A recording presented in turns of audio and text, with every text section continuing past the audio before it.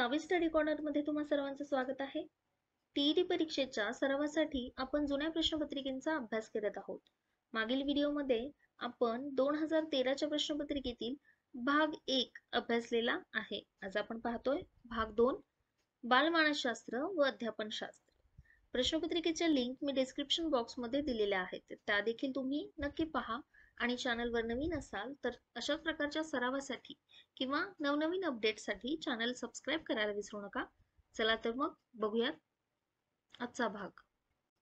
प्रश्न 61, हॉर्वर्ड आणि रॉथवे यांच्या मते शारीरिक विकासाचा वेग जन्मापासून टिंबटिंब वर्षापर्यंत खूप असतो। ऑप्शन आहेत 1, 2, 3 आणि 4। याचे योग्य उत्तर आहे ऑप्शन क्रमांक 2। पुढील प्रश्न, मूळ बौद्धिक कुवत सारखी असणाऱ्या दोन मुलांपैकी एक अत्यंत सामान्य वातावरणात व दुसरे समृद्ध वातावरणात वाढले तर, बघा 4 ऑप्शन दिलेत। दोघांचाही विकास सारखाच होईल, पहिल्याचा विकास दुसऱ्यापेक्षा चांगला व जास्त होईल, दुसऱ्याचा विकास पहिल्यापेक्षा चांगला व जास्त होईल आणि सांगता येत नाही। याचं योग्य उत्तर आहे ऑप्शन क्रमांक 3, दुसऱ्याचा विकास पहिल्यापेक्षा चांगला व जास्त होईल। पुढील प्रश्न, पियाजेने व्यक्तीच्या बौद्धिक विकासाच्या दृष्टीने ठरविलेल्या टप्प्यांमध्ये पुढीलपैकी कोणत्या टप्प्यांचा समावेश नाही? ऑप्शन आहेत शब्दपूर्व अवस्था, क्रियापूर्व प्रतिनिधित्वाचा काळ, अमूर्त क्रिया कालावस्था आणि बौद्धिक विकासाची अवस्था। याचे योग्य उत्तर आहे ऑप्शन क्रमांक 2, क्रियापूर्व प्रतिनिधित्वाचा काळ। पुढील प्रश्न, संकल्पना निर्मितीसाठी व अमूर्त विचार करण्यासाठी प्रथम मुलांना प्रत्यक्ष अनुभव दिले पाहिजे असे आग्रही मत कोणी मांडले?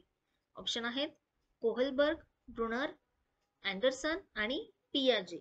याचे योग्य उत्तर आहे ऑप्शन क्रमांक 4, पियाजे। पुढील प्रश्न, किशोरावस्थेत औपचारिक शिक्षणाला सुरुवात झाली की पुढीलपैकी कोणती गोष्ट टाळावी?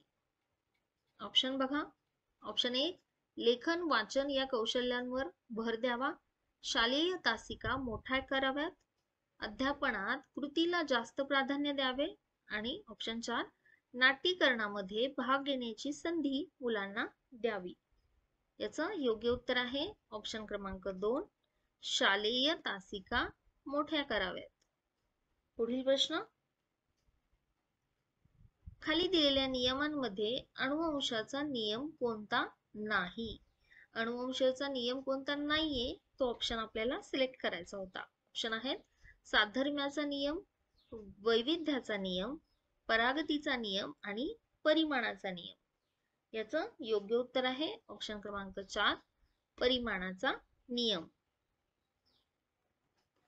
पुढील प्रश्न, 25 पेक्षा कमी बुद्धिगुणांक असलेला विद्यार्थी पुढीलपैकी कोणत्या वर्गात बसेल? ऑप्शन अल्पबुद्धी, मंदबुद्धी, जडबुद्धी आणि निबुद्ध। बघा या प्रश्नामध्ये ऑप्शन 3 आणि 4 हे योग्य उत्तर दर्शविलेले आहे। म्हणजे 3 आणि 4 हे ज्यांनी ऑप्शन सिलेक्ट केले होते यांचे दोन्ही उत्तर योग्य आहेत। पुढील प्रश्न, टर्मन या अमेरिकन मानसशास्त्रज्ञाने तयार केलेले बुद्धिगुणांकाचे सूत्र कोणते? बघा या ठिकाणी तुम्हाला 4 ऑप्शन दिलेले होते, यापैकी तुम्हाला योग्य उत्तर आहे ऑप्शन क्रमांक 1, बुद्ध्यांक बरोबर मानसिक वय भागिले शारीरिक वय गुणिले 100।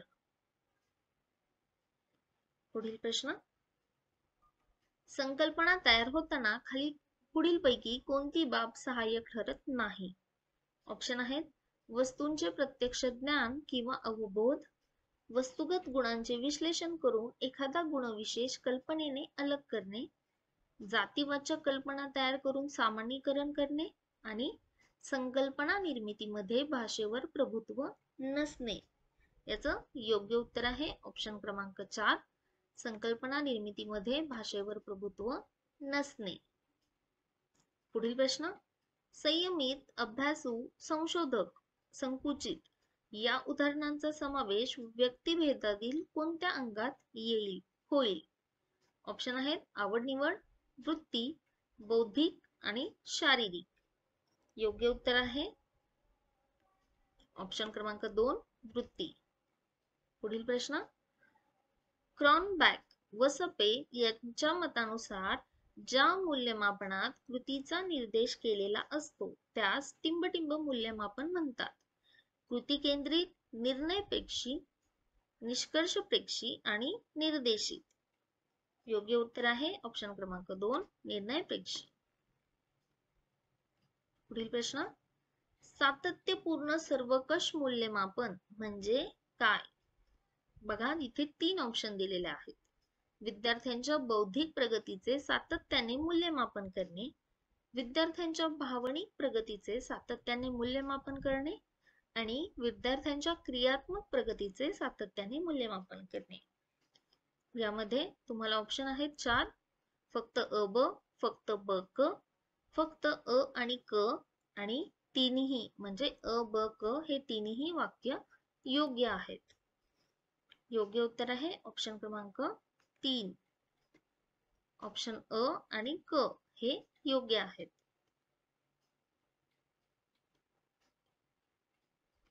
– 1959 साली गिलफर्ड यांनी मांडलेल्या बुद्धिमत्तेविषयीच्या उपपत्तीमध्ये एकूण टिंबटिंब घटक मांडले.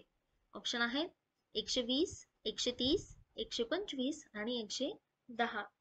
याचं योग्य उत्तर आहे ऑप्शन क्रमांक 1 120. प्रश्न 74, व्यक्तिभेद लक्षात घेऊन शिक्षकांची अध्यापन पद्धतीत इष्ट ते बदल केले पाहिजेत. शिक्षकांनी अध्यापन पद्धतीत इष्ट ते बदल केले पाहिजेत. कारण मुलांची बौद्धिक पातळी भिन्न असते, मुलांची आकलन शक्ती भिन्न असते. प्रत्येक विद्यार्थ्याला कुवतीनुसार प्रगती करण्याचा अवसर मिळेल आणि वरील सर्व. याचं योग्य उत्तर आहे वरील सर्व, म्हणजे हे तीनही गरजेचे आहेत. पुढील प्रश्न, जॉनला लॅटिन भाषा शिकवण्या अगोदर शिक्षकाला जॉन बद्दल माहिती व ज्ञान असले पाहिजे. या विधानावरून खालीलपैकी कोणत्या शिक्षणाचा बोध होतो? ऑप्शन आहेत शिक्षक केंद्रित शिक्षण, विद्यार्थी केंद्रित शिक्षण, भाषा केंद्रित शिक्षण आणि ज्ञान केंद्रित शिक्षण. याचं योग्य उत्तर आहे विद्यार्थी केंद्रित शिक्षण. पुढील प्रश्न, मतिमंदत्वातील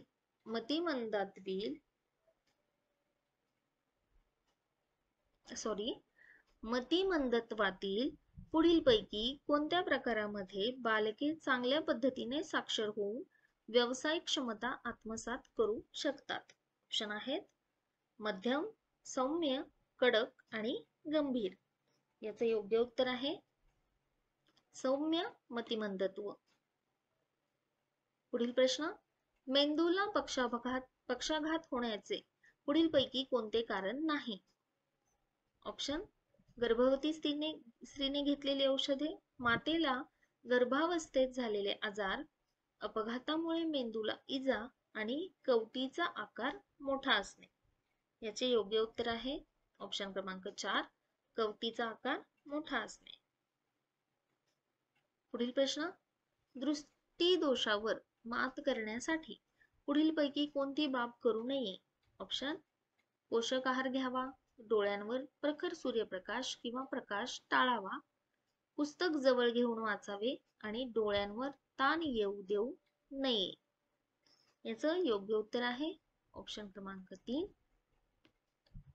पुस्तक जवळ घेऊन वाचावे.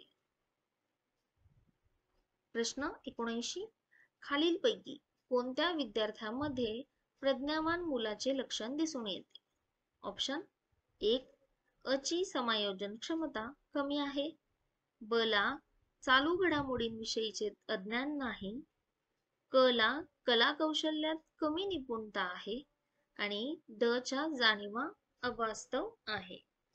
याचे योग्य उत्तर होते ब ला चालू घडामोडींविषयीचे अज्ञान नाही. पुढील प्रश्न, विशेष शिक्षकांनी खालीलपैकी कोणती बाब टाळावी? ऑप्शन: विद्यार्थ्यांच्या क्षमता, गुण, कमतरतांकडे दुर्लक्ष करू नये. विशेष गरजा असणाऱ्या मुलांसाठी आवश्यक असणारी साधने, उपकरणे, साहित्य या बाबतीत अज्ञानी असू नये.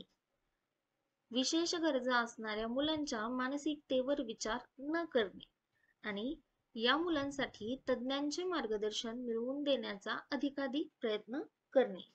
याचं योग्य उत्तर आहे ऑप्शन क्रमांक 3, म्हणजे ही बाब टाळणं गरजेचं आहे. पुढील प्रश्न: विज्ञाननिष्ठ भूमिकेवर आधारलेल्या मानसशास्त्राचा पाया घालून वेदना, भावना आणि कल्पना यांच्या अभ्यासावर विशेष भर पुढीलपैकी कोणी दिला? ऑप्शन आहेत: William wound, Charles Darwin, JB. Watson आणि लॉईड मॉर्गन.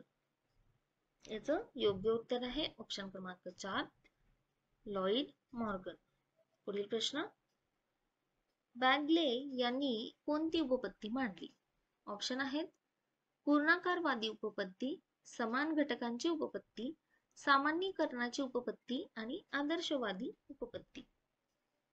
याचं योग्य उत्तर आहे ऑप्शन क्रमांक 4, आदर्शवादी उपपत्ती.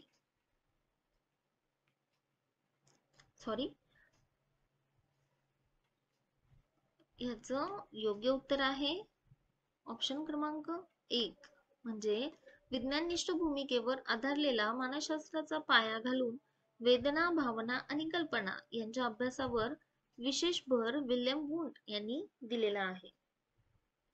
पुढील प्रश्न: अध्यापनासंबंधीचे पुढील 4 स्पष्टीकरणे कोणी दिले आहेत?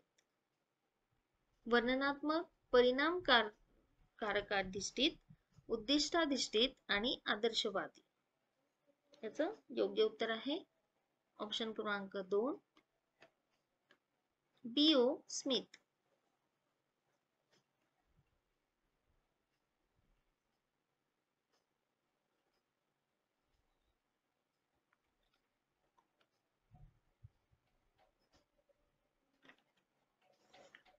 पुढील प्रश्न: शालेय अध्यापनाचे प्रतिमान म्हणजे मॉडेल ऑफ स्कूल लर्निंग टिंबटिंब यांनी शोधून काढले. ऑप्शन आहेत: स्क्रिवेन, क्रॉनबॅक, सपे आणि जॉन बी कॅरॉल.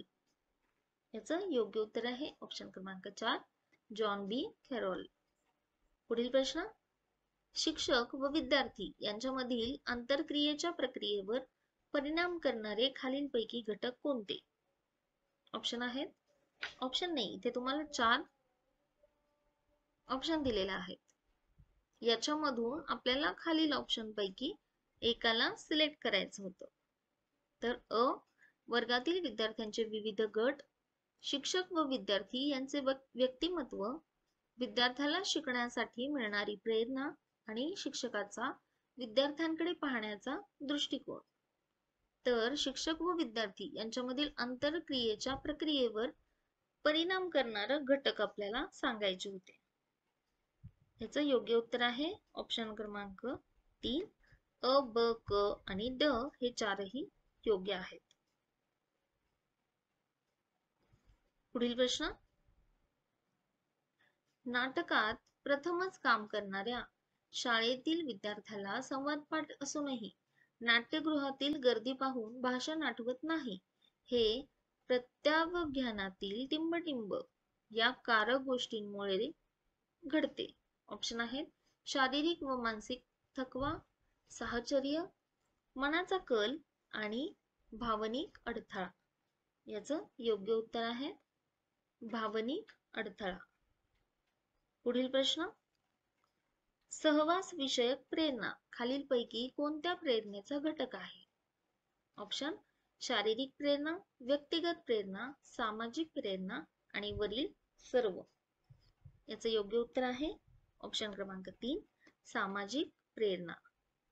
प्रश्न 88: खालीलपैकी अवधानाला नियंत्रित करणारा बाह्य घटक कोणता?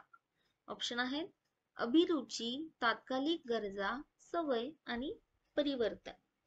योग्य उत्तर आहे ऑप्शन क्रमांक 4, परिवर्तन. पुढील प्रश्न: अध्यापन प्रक्रियेत पुढीलपैकी कोणत्या गोष्टींचा समावेश होतो? ऑप्शन बघा. नवीन ज्ञान देणे, कौशल्य विकसित करणे, विचारांना चालना देणे आणि भावविकास घडविणे. यामध्ये आपल्याला 4 ऑप्शन दिलेले आहेत. यातील योग्य उत्तर आहे अ, ब, क आणि ड, म्हणजे 4ही ऑप्शन योग्य आहेत. पुढील प्रश्न. उद्दिष्टांची स्पष्टीकरणे लिहिताना घ्यावयाच्या दक्षतेपैकी खालीलपैकी कोणती बाब चुकीची आहे? ऑप्शन. अपेक्षित वर्तन बदल दृश्य असावा, कौशल्याच्या मर्यादा व दर्जा यांचा स्पष्ट उल्लेख करावा, अनेक अनपेक्षित बदल एकाच वाक्यात लिहावीत आणि स्पष्टीकरणे एकवचनात लिहावीत. याचं योग्य उत्तर आहे अनेक अपेक्षित बदल एकाच वाक्यात लिहावीत. बघा, अशा प्रकारे आपण आज बालमानसशास्त्र आणि अध्यापनशास्त्र ही प्रश्नपत्रिका पाहिलेली आहे. यात काही अडचणी असतील तर नक्कीच कमेंट बॉक्समध्ये मला कळवा. मी या अडचणी सोडवण्याचा नक्की प्रयत्न करेन. चला तर मग भेटूया याच प्रश्नपत्रिकेतील पुढील भागासाठी पुढील व्हिडिओमध्ये. धन्यवाद.